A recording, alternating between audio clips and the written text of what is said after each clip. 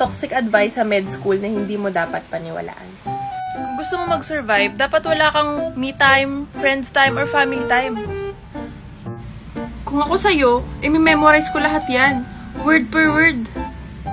Kahit huwag mo nang tingnan yung mga lumang exams, di naman kasama yan eh. Pero binasa niya. Highlight mo lahat yan. O gawin mo coloring book. Mental health, lahat naman pagod eh. Kaya nga single ka eh, kasi focus ka masyado sa pag-aaral, wala ka tuloy love life. Lahat naman ng doktor duman sa ganyan eh. Ganyan talaga, masasanay ka din. Ang reality niyan, gina-justify lang yung abuse at power tripping kasi nga ikaw yung nasa baba ng food chain eh. Sleep is for the weak. Kung kaya nila, kaya mo rin. Ang hina mo naman, iyakan ka pala. Kung gusto mo talaga, hindi ka mapapagod eh. Grades don't matter naman in real life eh.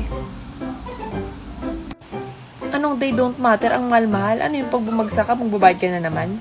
Hanggat mag-matter siya? So, yun yung mga toxic advice disguised as tulong.